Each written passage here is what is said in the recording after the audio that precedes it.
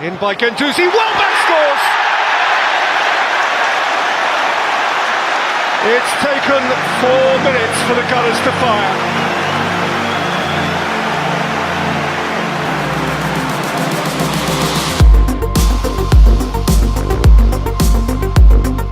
Welcome to the Planet Arsenal podcast, a weekly review of your latest Arsenal games.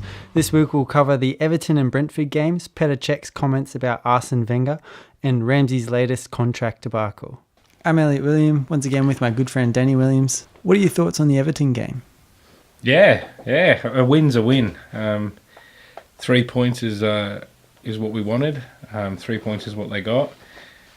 I thought it was definitely a game of two halves. Yeah.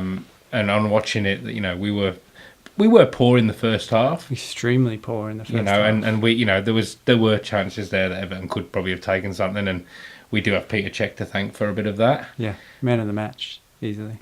But my thought around that is, what I liked about that, I mean, we came out in the second half and there was a period there where we were really, really good, and we got the points. We were more clinical than Everton were. But what I liked about it is we didn't particularly play very well in the whole game, but we got the points, we got the result, and we got the result against a team that might have caused us problems. And that's the difference between where we are today and where we were at the end of last season, where we were under Arsene Wenger last season.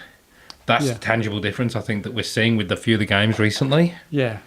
I'm pretty worried, though, that the first 60 to 70 minutes, Arsenal just were a completely different team. They were terrible. It's becoming Everton made them look like a bottom table team. Yeah, it's definitely becoming a concern with that slow start that we seem to be doing. Cech was the only difference in that Arsenal team. The only reason I think Arsenal won that game, because you have to admit that Walcott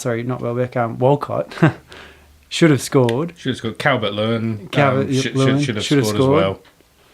And Arsenal were lucky with the offside goal. They were lucky. Offside. Yeah, they were lucky with that goal. But I mean, there was a period there where we could have scored a couple of goals, and we were playing very well.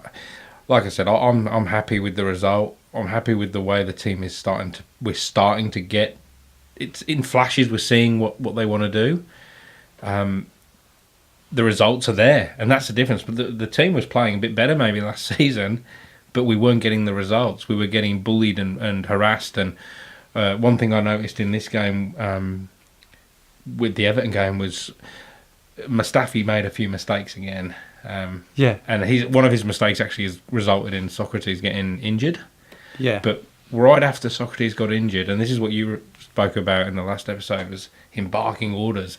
Yeah. And Mustafi just looked like he wanted to get into a hole, like he was having Sokratis bark at him about what he's like. I mean, he's probably saying, get rid of the fucking ball. Yeah. Do you know what I mean? Like, that's what he's probably telling him. Yeah. Stop, dilly-dallying around with it there, and let's just get rid of it. Yeah. And he's not doing that. And so I liked that. I thought that was good. You know, it almost cost us, but Sokratis, again, covering that defence, and there was probably 3 other clear errors by Mustafi. Yeah. I think Mustafi's mistakes are having to be covered by the other players. They definitely are, yeah. That happened again in the Brentford game. But with the Everton game, the losing control of the ball, lunging in, missing the tackle, and then Sokratis coming in, covering for him, which caused the injury, and having to pick up the yellow card to stop the play. It was a loose touch, and not being on the front foot with that ball's in that position for Mustafi, and he was caught out of position.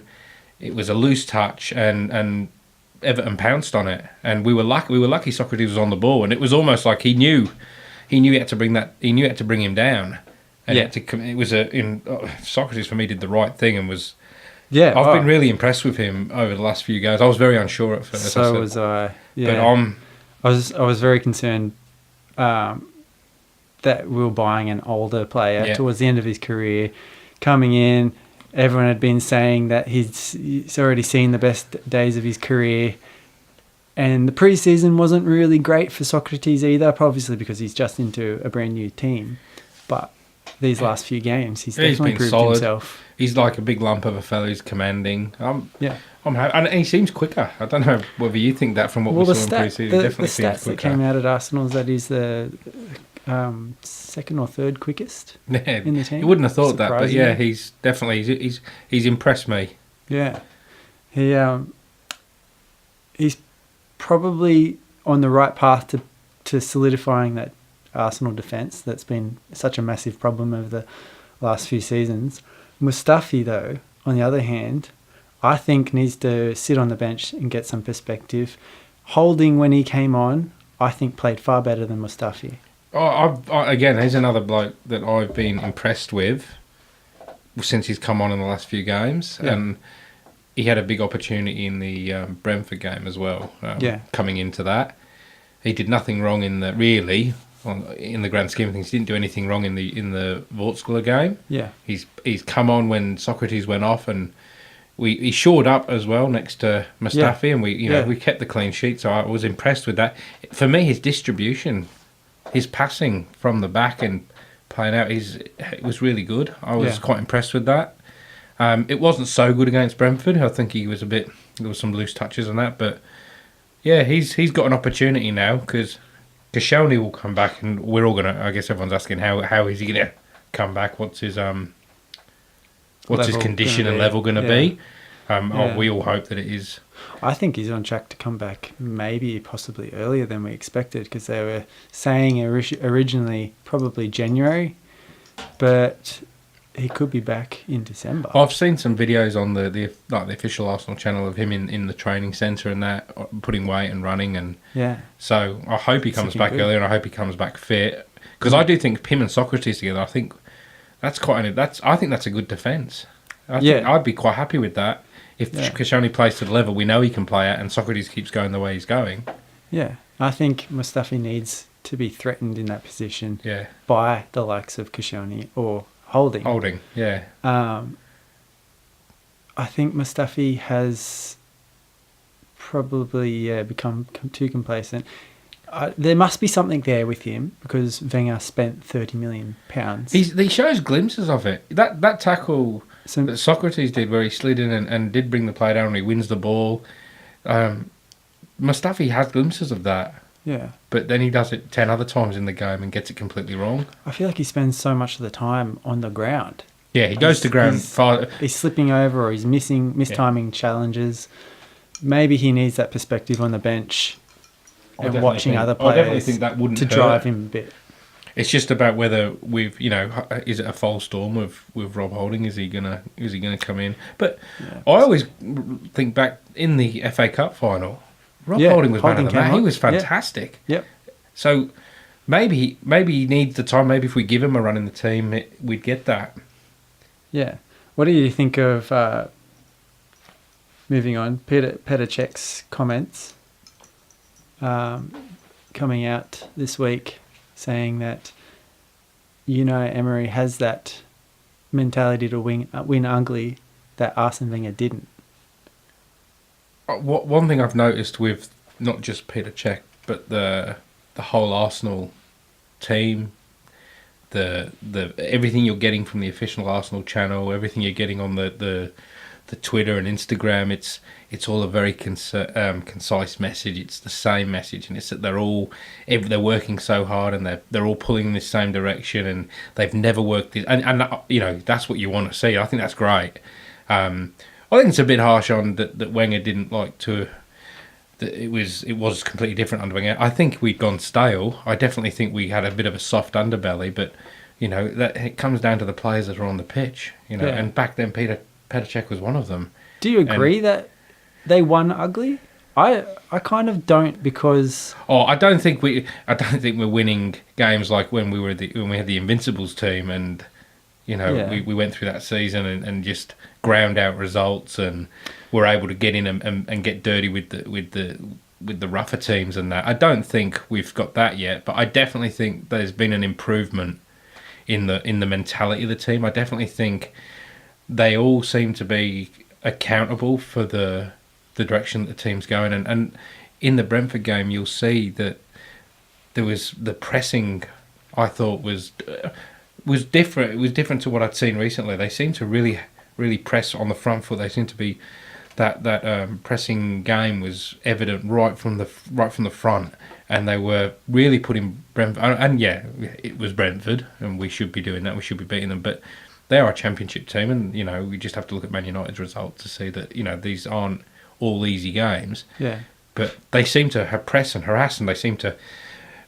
Brentford could string 7 passes together. Couldn't get the ball moving. We put them under a lot of pressure, and at back end of the game, you've got Iwobi running 60 metres to close down and tackle a defender, cover the defence. Yeah. And that's a part of his game that maybe has lacked in the past. Yeah. So if you're reading all them messages and you're seeing that, and you're seeing that on the pitch, and you're seeing this evidence, I think maybe he's got something, a point about it. Maybe they are definitely have a new mentality, a new sort of, Yeah. This is how we're going to do it. It was my understanding that winning ugly would be sitting behind the ball, shoring up the defence, not worrying about attacking so much. But that's completely not what they did. I feel like they continued to implement Emerys' game plan. They played Emerys' way, which Cech was criticising Wenger about, saying sometimes it was playing the Arsenal way, or Wenger's way, rather than aiming to win. I feel like that's exactly what they did against Everton. And they just got lucky with Petr Cech's ability in goals. Oh, I mean, against Everton, you do have to say, Petr Cech, not on the day he had, we may not have got a point from that game. We may not have kept. Well, we wouldn't have kept a clean sheet. We may definitely not have won the game. But I don't know about you, but what I've noticed is, I know what you're saying, that they're still playing that they're trying to play that flowing football. They're trying to play that attractive football, playing out from the back. At the front. That's not always winning ugly. Isn't, I don't think, always about just the fact that you put 11 men behind the ball or park the bus or just organise that defensive side. I think that is part of it, but I think winning ugly sometimes is too much under Wenger. That create that Arsenal way, what Cech's referring to. I don't know how many times you've seen it, but you'd basically go and you'd watch the game and you'd see it, and might be winning 1-0, we might be losing 1-0, or it's 0-0, and you look down and the players are just nonchalantly walking. Yeah. Like, they don't look like they're really that bothered. They're, having a laugh. They're smiling at each other. They're, it's all too cruisy. Yeah. And they didn't seem to have that grit that you knew if they concede another goal, or if it gets down to the wire, I don't think they've got anything about them to actually get out of that. And that's the difference to what I'm seeing now. I see that they're more on that front foot. They're more running. They all seem to be talking. You've got, I do think they're all holding each other to that account. And I think, I definitely can see a difference. And but I think there's a difference between, I think that your idea of winning ugly and maybe my idea of winning ugly, that they're not going to be the same thing, you know. And for me personally, that definitely the difference is these are games last season that we lost or we didn't take points from, and we have taken points through the last few under a new manager, and I think that's important to take that out. That is definitely a tangible difference to what we had last season. Yeah. Coming back to Iwobi, when he came on against Everton, I was pretty impressed. That almost pitch length run that he did to try and win the ball back when it went all the way back to the keeper for Everton. His work rate was impeccable when he came on, and he was kind of that burst of energy that Arsenal needed. Yeah, I've been very impressed with Iwobi. And perhaps he needs to start in place of Auba on that left wing. My reasoning behind that is because I feel like he's more of a... last episode we were saying how we're not sure if Iwobi knows where he's meant to be playing. Yeah. But perhaps Emery has said to him, make your left wing your base position. Start on your left wing, but play around in that front third. Kind of like how Lilian Thuram used to play between the centre back and right back, and then even midfield position when he played back in the day. And you do get that sort of idea that he's not just in that position. He's sort of floating around and he doesn't really know. And but I think that when you have Aubameyang out there and you have Iwobi and maybe even Ramsay on the pitch, you do have that bias to that left hand side. They naturally all the players sort of gravitate to that side, so we're a bit lopsided. Yeah. I don't know whether having taken Aubameyang out and putting Iwobi in there fixes that. Personally, the way they're playing at the moment, both Lacazette and Aubameyang, I think there's a case that we need to keep playing both of them. Yeah. And I think they just need to work out exactly how they're going to play together, because you're spot on when you were saying last week that Aubameyang isn't as effective. He's a 6 out of 10. He's a 7 out of 10 on that left. Yeah.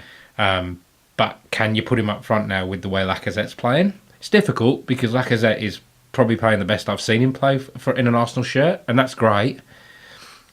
But I remember when we had great strikers in the past, when you had great players, like even when you had like Perez and Henry on the same team, but they would, not that they were both strikers, but what they used to do is they would interchange. So Henry would be out on that left wing, and you'd find Perez coming up through the middle, and they'd swap and change and pull defenders out of place. And I think that's what Lacazette and Aubameyang, if they're going to start together. So if he's playing this formation where you've got that focal point in the attack and we're playing, say, Aubameyang out wide, but the two of them need to be chopping and changing. Interchangeable. So they need to talk to themselves and know how they're going to do that. Are they going to have like a period of the game where they'll swap, or are they going to work it in with, depending on like who the team is and the times that they do it, what side do they go to, things like that. Yeah, I think that would help. That would help confuse the opposition as well. Yeah, but you might then be able to get the best out of both of them if you gave. They're not solely like it's. I mean, and it's difficult. I said that Lacazette's playing the best he's ever played that I've seen in an Arsenal shirt, but he's playing in the position he wants to play in. Yeah, see, I somewhat agree. I kind of want to see Auba come in more as a second striker and then play together, and then have a left wing still. Probably Iwobi would be best. And then I guess you can do that. I think you can do that in that system. You're going to have to sacrifice someone, and you'd have to sacrifice someone out of the midfield. It would have to, in my opinion, it'd have to be Ramsay. Yeah, I don't want that. I like Ramsay. He's one of my favourite players, but he's not as effective if we play two up front. He's kind of been lost in that last few games. Don't know whether it is because of the contract issue, but he hasn't quite had the impact that he has in the past, being that box-to-box player, that real sort of workhorse. Sorry. When he sits just behind the striker, that sort of number 10 role that Ozil plays, but when we've had Ramsay there, when you had just Giroud up front, or you have just one striker up front, Ramsay is very, very good in that position, and he makes that team click. When you add another striker in there, and then you try and keep him in that position, you're taking a bit out of his game, and he's sorry, he's almost like a luxury player. Yeah, because we've got other players around him now that can do the job, and it's a difficult one because he's such a quality player. But like you said, if you're going to try and play two up front, then I think you do and you want you got to the structure's got to change a little bit, and if you were to bring Iwobi in, you'd have to sacrifice, and I think just from the balance of that team, Ramsay would probably be the one. Unfortunately, he'd be the one that would be sacrificed, which maybe that's what's happened with the contract. Yeah, perhaps. Maybe he's. So this afternoon or today, it has come out that David Ornstein at the BBC has said that Aaron Ramsey agreed to a new 4-year deal, but at the last minute, Arsenal have pulled that contract. Yeah. So, do you think that perhaps, I know, after all this... how many contracts did he have in front of him? All of a sudden, he's decided to... Oh, I really like Ramsey, but it seems very strange. All of a sudden, he decides to agree to a contract? After, what was it, 8, 9 months, 12 months of having contract offers on maybe even longer. Contract offers on the table, and he's not signed one. He's not even looked like signing one. Do you think it might be a case, though, that Arsenal has given Ramsey what he wants? Before everything's gone through, they've realised, oh no, particularly off the last couple match performances, he's not worth that much. We're going to pull that contract because we think we can do better. What was the contract Do we know like how much what they were talking? It's all it was a speculation. 4-year contract. I heard. Yeah, 4-year contract apparently. And I heard it was and about 250k a week. If that's anything close to what Özil's getting, do you really think Ramsey's worth that for another 4 years? Ramsey at his best. Ramsey playing in the position, playing his best, and delivering what we know he can do. Yeah, he's definitely worth that. But you're not going to get it if we're playing the way we're playing, the structure we're playing at the moment. You're not going to get the best out of him. So in that sense, he's not worth it. That'd be a $60-odd million deal for 4 years, and there are $60 million spent on our team can be spent somewhere else, and more importantly, maybe like in defence and that. Yeah. And maybe that's what they've realised. Maybe in the Brentford game, we have players like we've got players like Smith Rowe coming through who looks well. Every time I've seen him play, right from pre-season to this game, he's looked quality. Yep. He's had another decent display in the week in the cup, which was nice to see. And you've got players like that. You've got players like Guendouzi, who we've signed, who's Reece Nelson out on loan, who's scored on his debut for Hoffenheim. Yeah, and he's the winger maybe we could have actually used more recently when we've struggled for that width. He'd be quite a handy player to have back in the team. But you've got Guendouzi, who we've just signed. He's 19. He's young. Maitland-Niles is a good young player. We've got we sort of a bit. We've got riches in sort of that midfield area, and I hadn't even seen Smith Rowe until this season. I really didn't. I'd seen the name. Hadn't really seen him play, and he's come in looking like he belongs in the first team. And I don't think it'll be long till he is in the first team. Like at least getting game time. Maybe not starting every game, but getting game time. And maybe that's what's like you said has pulled that contract away, because they've realised if you're not going to get the best out of Ramsay because you can't accommodate him in the setup that Emery wants to play, then why are we spending 50-60 million on his contract when we're not? And we've already spending 350k on Ozil. Yeah. Why are we spending? I like Ramsay. I would like to keep him, but if he's going to play the way he's playing in that position, then is it worth it? Yeah. Do you think also maybe one of the reasons that they've pulled, or the reason that they've pulled the contract, could be because they think they could do another swap deal like they did with Sanchez earlier this year? Do you think maybe they think Ramsey's not as good as he has been in the past? Let's try and swap him in January for another player that will be cheaper. Oh, that'd have to be on their mind, wouldn't it? Because that's a bit risky, though, don't you think? I think it's risky letting any player get down to this last year of his contract and then we've not sold him in the summer. So now basically our choices are we sell him at a cut price if someone's willing to pay the money at a cut price at Christmas, like in January. Yeah. Or he goes for free in the summer. Yeah. And I think that's other clubs don't do this. Like I can't stand Tottenham, but they control their contracts really well. Their players, when they do, and Liverpool the same. When they sell their players, they sell them for huge money. Yeah. And then they replace the players with that money. Yeah. When they sold Coutinho, I thought, well, that's it. But they bought someone else who's, he's even better. They've got a better team now without Coutinho in it. Yeah. But we don't seem to do that. We seem to let players run down their contract and walk. And we were very lucky with Sanchez that I actually think we got the better end of that deal. And we, on current form, we definitely have got the better end of that deal. Certainly. But it's probably a bit of luck. Very lucky, Yeah. Welbeck's another one with running out of his contract. Yeah.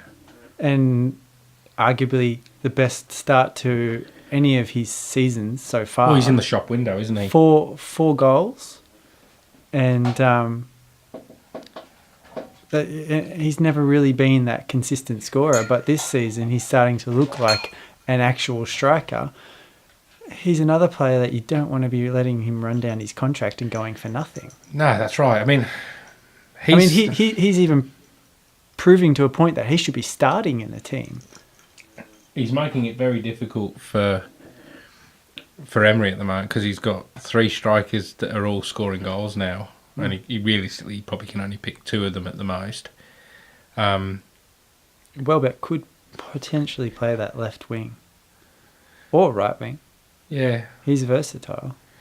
I think on the right, Mkhitaryan for me gives a bit more to the team, but it's I think like he's not really been picking him recently.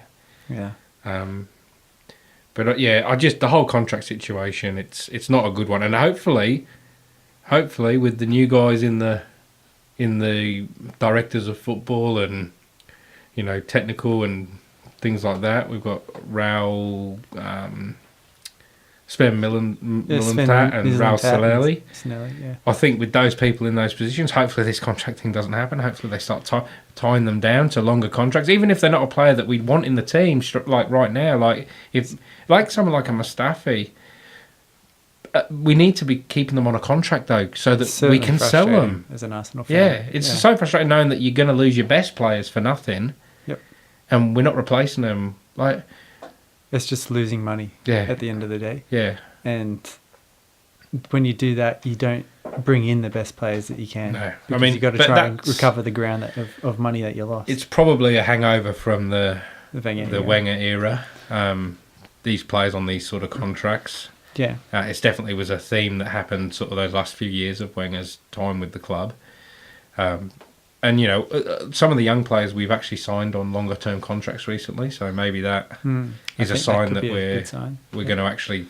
Players that, aren't starting and aren't playing every week, but we've been signing them on longer-term contracts, and I think that's maybe because we know that if we do want to get rid of them or they do want to go, that we are going to get some money for them. Yeah. Not basically held to ransom in the January sale. Yeah. So moving on to the Brentford game... and speaking about Welbeck still, 2 goals for Welbeck.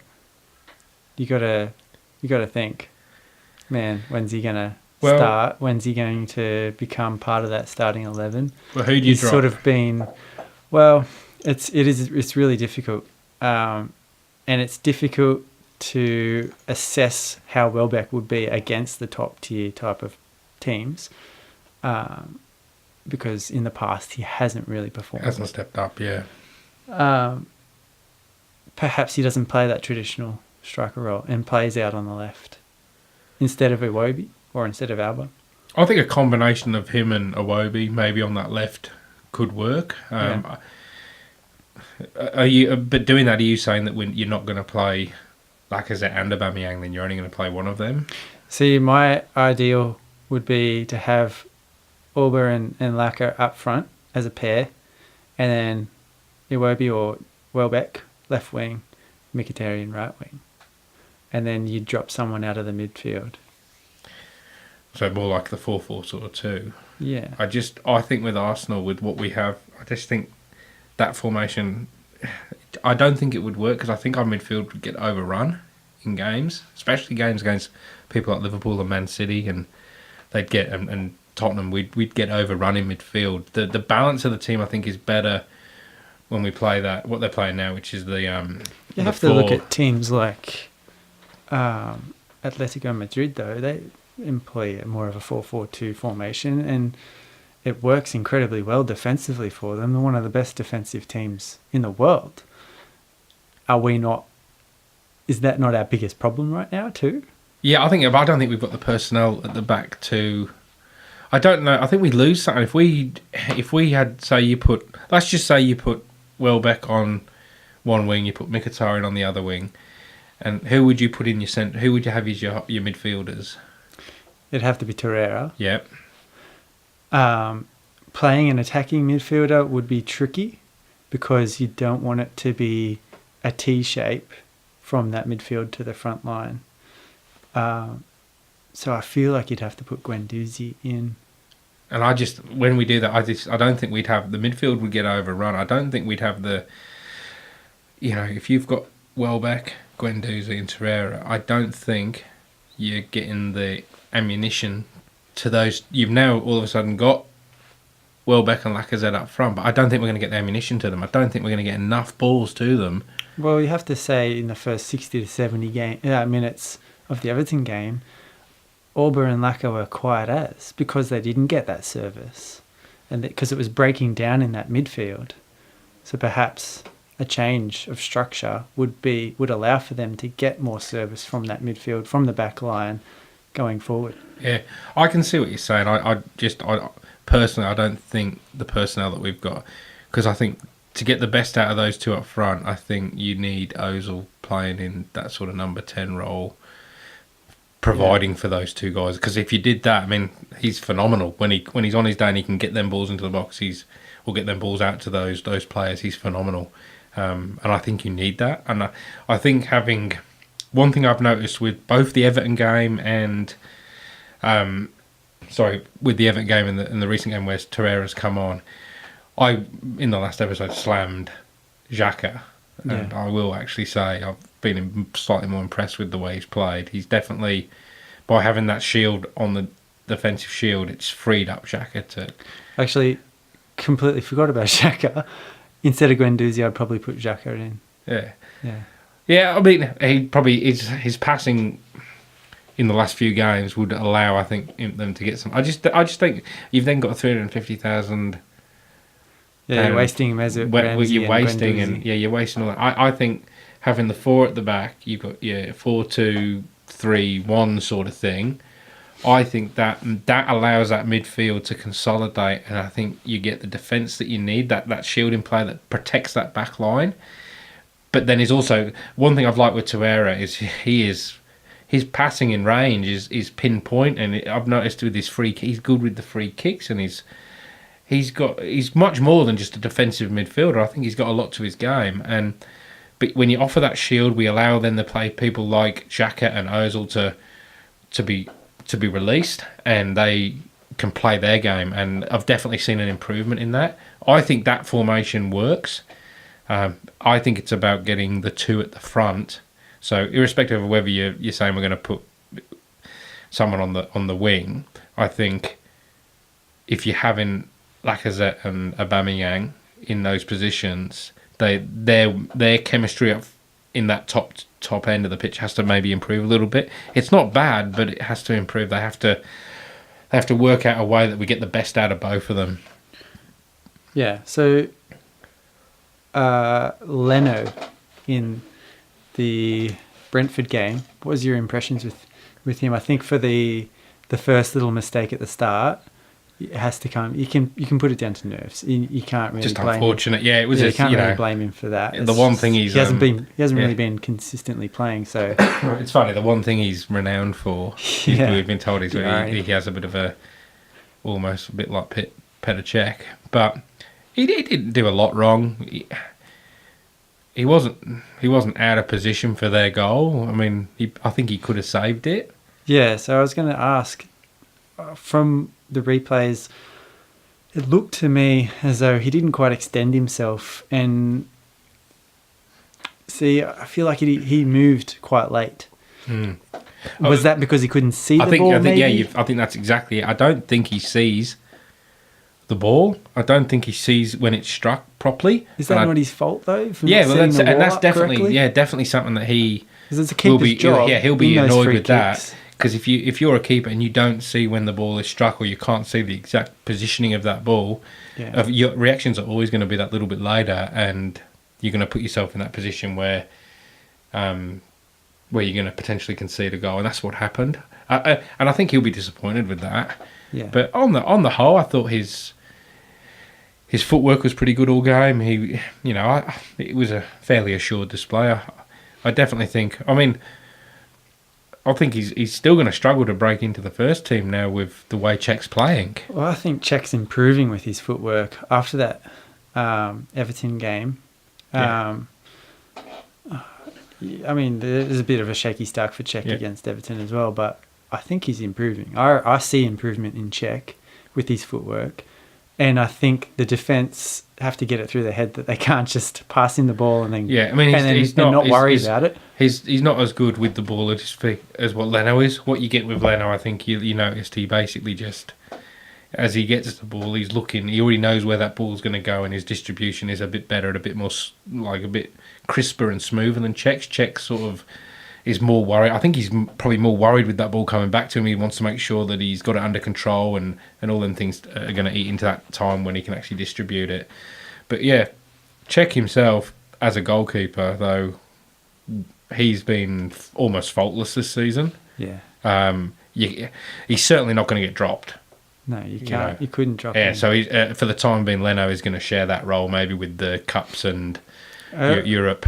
I also think, particularly towards the start of the season, implementing that playing out from the back role, that the defenders have kind of let Cech down a little whilst passing back to him. I saw it even in Socrates. You pass back to him and they weren't positioning themselves correctly to receive the ball back. They'd sort of pass to him and then expect Cech to do something with it. But when you look at what Leno does with the ball, when he gives a pass to a defender, he straight away is moving into a position to get the ball back, and that's what Cech doesn't do. Yeah. So, and you're right. I think sometimes the defenders are forgetting that Cech doesn't really have that bit of his game as good as someone like Leno. And they're giving him the ball in a position where maybe it's not really good for him. It's not ideal. Yeah. The player Julian Janvier for Brentford, I was pretty impressed with. Did you notice him throughout the game? He's one of their better players, definitely. He come from second division in France, I think at a team that's just been promoted off his last season. Could have been a great centre-back to pick up for Arsenal, had they been on the ball about that. If he plays like that, then I think, there's potential there. I think you've got to sort of allow and factor in, with it being a cup game and where Brentford sit and where Arsenal sit, this is a much bigger game for them than it is for us. And you do sometimes get these players that come and play the best game of their life. They play out their skin because of the occasion. And there's probably a reason that he's playing for Brentford now and not a Premier League team or not someone else. It may well be that no one has seen him and he came under the radar, but you'll probably find he's probably not up to the level that we would require, I don't think. Yeah. But, they do surprise you sometimes with the players that come from. There's been plenty of players that have come from the lower divisions and taken the Premier League by storm. And no one had heard of them. So, I think maybe one to keep the eye on. Yeah, and Lacazette, brilliant finish to close out the game against Brentford.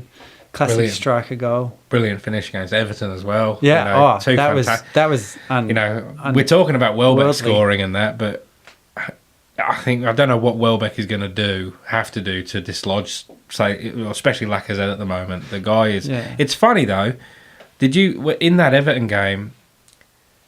Iwobi was about to come on just before the goal, and I wonder, was he going to come on for Lacazette? I think there was something on the internet that I read where apparently Emerys had said potentially yes, that was what the plan was. Yeah, I think he didn't want to reveal what it was. But I think if you read between the lines, it was going to be a switch for Lacazette. Well, I think that's what you would do, wouldn't you? You would have brought Iwobi on, and Lacazette would have come off, and they would have probably put Aubameyang straight to the centre. Yeah, Auba, by the way, I think, apart from Cech's outstanding performance, he was my favourite outfield player for the game. I know Lacazette had that insane goal, but Auba's work rate down that left wing, I know I'm constantly saying he doesn't belong there, but his work rate coming back and defending, he's been a striker his whole career.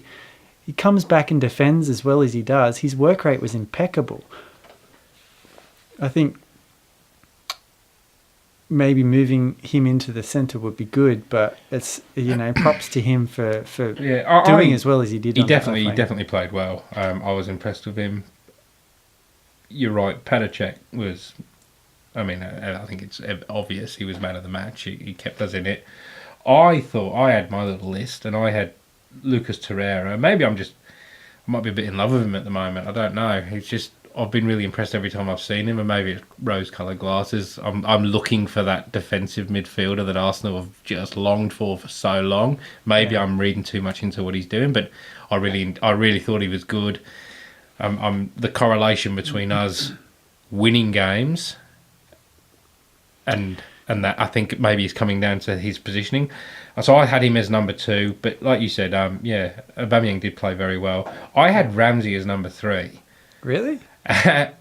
It's funny, isn't it? Like he didn't actually play that well. Like he didn't do a lot, but he ends up the game with 2 assists, and we win a game and we keep a clean sheet. And yeah, but I think I don't feel like you can rely on statistics as much.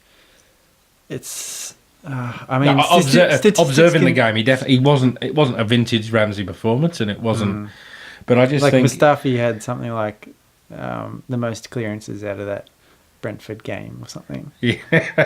But you can just watch him play and you know he's not there yet. Yeah, I mean, you're right. You can't. Statistics are one thing, but yeah, I'm actually I watched the game again before today and watching it again. Maybe my list that was done in the spirit, like it was done in the heat of after the win, and and I'm after looking at it, maybe. Bellerin played much better than what he... And again, he's another player I panned last week. Yeah. And I think it was 90-odd% passing rate. He had a couple of shots. His delivery into the box was good. Yeah, he was very good as well. Yeah, I do agree that Torreira, he's got to be in the starting 11 now. He proved it. Yeah, it frees Xhaka up. I'll put my hand up right here, Elliott, and tell you that Xhaka has played better than I said he was playing last week. I was ruthless with him last week. Yeah. But he's definitely better than that. Yeah, I don't know. I'm starting to see that. Yeah, I'm still not on. I'm not like Team Xhaka now, but I am definitely moving to that side where maybe he has got a role in that team. Yeah, I think for the first 60 minutes, Xhaka was not there. No, but there was plenty of other players. He was a bit asleep, and then after that first goal, I think. In the Everton game, that's when Xhaka switched on and he started playing a lot better. But Torreira, he's got to be a starting 11. And apart from a few defensive mix-up mistakes and stuff in the first half, mostly of which were caused by Xhaka and Mustafi, Torreira did seem pretty solid in front of that back line. Yeah, I've liked what he's done. He does seem solid. He seems like he's willing to get in and actually challenge for that ball, which that's the midfielder we haven't had. That's someone that just throws themselves in front of it. He presses. He obviously is listening exactly to what Emery wants. He's pressing constantly, over and over and over again. As soon as he loses the ball, he's doing what Mesut doesn't and tries to win it back. Yeah. And I think even after he got that yellow card, he did so incredibly well. Well, Emery said at the end that he actually thought he was gonna. They were thinking of how they're gonna. They can't keep him on the pitch because he's on a yellow in that position. It's incredibly risky. It was very risky, but Torreira managed his game really well. He did. And he got away with one almost. I missed that. I've watched the game, but I missed that. But a couple of friends have actually texted me and told me that he shouldn't have been on the pitch. He was very lucky. No, I don't know that it would have been a card. It's kind of dubious though. It could have been close. But, he seemed to manage it well after that. So, what are we thinking for the Watford game? See, I think with the continued positive results, I like our chances against Watford. I really do. I think they're going to be probably, after Chelsea and Man City, the hardest team that we've played so far. Yeah. They're sitting in 4th place right now. They're a point above us, but we're on a roll. We've won our last few games. They had their golden bit right at the beginning. They've lost, and I think they drew with Man United, didn't they? That's no bad result really in the grand scheme of things. Yeah, but they've lost and they've drawn, so you've got to think that. We've got an opportunity here. Drew with Fulham. Fulham, was it? Sorry. Yeah. Lost to Man United. Yeah. They've but they beat Tottenham the game before that, which was that'd be their result of the season. It's my favourite one of their results this season. And then Tottenham beat them in the Football League Cup. Yeah. But I think not exactly a competition that matters too much. I think not unless we're in the final, then it matters. And then it matters. I think Watford, we've got to win. We have to go there and win. Yep. Or is it at home? I actually haven't had a look. I had in my head that it was away. No, I think it's at home. It's at home, is it? Yeah. Well, we've got to win. You've got to win your home games. And you would hope that after last season's performance of having such a strong making the Emirates a fortress, you would hope that we do win this game. And, so I think the positivity of recent. I think we got to build on these results. Like you said, they've not been pretty results. They've not been entirely convincing, but we've got the points on the board, and that's what matters. And I think if we go to Watford, we get Watford at home, and it'd be really nice to see a bit of a demolition, because that's a big litmus test for us, because they are notoriously a difficult team for us to beat. Yeah, they're physical, incredibly, and that's not really what Arsenal like. So it's a bit of a litmus test to see how we are performing against where we were last season. Again, I said that about the Everton game, but this is another one of them, and these are teams that we struggled to take points from last year. Yeah. So how would you make changes to the squad? Is Mustafi a starter for you? Well, it all depends on. I think Socrates. I have read today that he potentially will be back. Hopefully, he'll be back. Yeah. So I think if he's back, Rob Holding has done really well. The Brentford, he was a little bit off. Wasn't terrible. I don't think he did enough in that game to dislodge Mustafi. Yeah. But I'm hoping that what that has done for Mustafi is basically Mustafi's now going to be thinking, I can't make a mistake, because if I do, Holding's playing pretty well and he'll be in. Yeah. See, I'm really cranky with Mustafi. I think he's made too many mistakes that if this was a professional career, that if this was a real world job, he would have been fired by now. He would have been ousted. Yeah, if I did that in my work and made that many mistakes, you probably wouldn't have a job. Do you know what I mean? You've got to be asking, how is that making Holding feel? I think Holding's got to bide his time. He's young. He's not making those stupid mistakes. I think you could flip a coin. Why is he not playing ahead of Mustafi? There's definitely a grounds that he could. Yeah. And maybe he should. Maybe he should get the nod. I was saying last week how terrible Mustafi is, and I still 100% in agreement with that. And we were very lucky that Mustafi's mistakes against Everton didn't cost us more than what they did. It would have been almost even worse that had that mistake had cost. Imagine if it had been his cruciate or something that he'd done in that tackle. Yeah, so see that's part of the reason why I'm so furious. I'd be happy, and then was the one that got injured. Yeah, and I'd be happy to have Rob Holding at the back with Socrates, Bellerin, Monreal.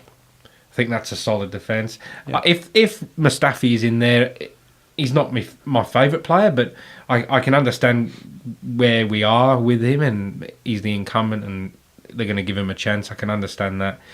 So I think you could put either in, and I'd be happy either way. I do think his days are numbered. Mustafi's days are numbered. Yeah. What my hope is, like I said a second ago, is that with Rob Holding playing as well as he is and banging down that door to be in that team, is that sharpens Mustafi up. Because, like you said last week, Mustafi did have a season where he was really good. He started really well. Yeah. So maybe that is. I think Torreira's got to be in. Xhaka, Ozil, Aubameyang, and Lacazette leading the line. And for the balance of the team, I'd like to see Mkhitaryan in on that right. Yeah. Because obviously Ramsey's with this contract issue, and his games have, like you said, haven't been as good. When we're playing, if we're only playing a single striker, I think I would rather have Ramsey there. But if we're playing the two of them and working it in that way, I would like to see Mkhitaryan balance out that right side of that midfield, or that forward third. How are you feeling on the formation? And see, against Watford, I could almost say start Laka, bring Orba on in the second half. I understand if you don't want to switch a formation. Are you saying after to put 1 week, Iwobi not even a a bit week, more physicality maybe, or put Iwobi on the left? Yeah. And his fitness is insane. Orba's fitness is pretty good too, but Orba's physicality is physically Iwobi he's strong. He's big. He's 90 minutes though. He's generally not a 90-minute player. He does struggle after about 60, 70 minutes. Yeah. Well, maybe you could bring Alberon for Iwobi instead. Yeah, potentially. But with the team that we're playing, Watford are a physical team. I wouldn't if they did go with that.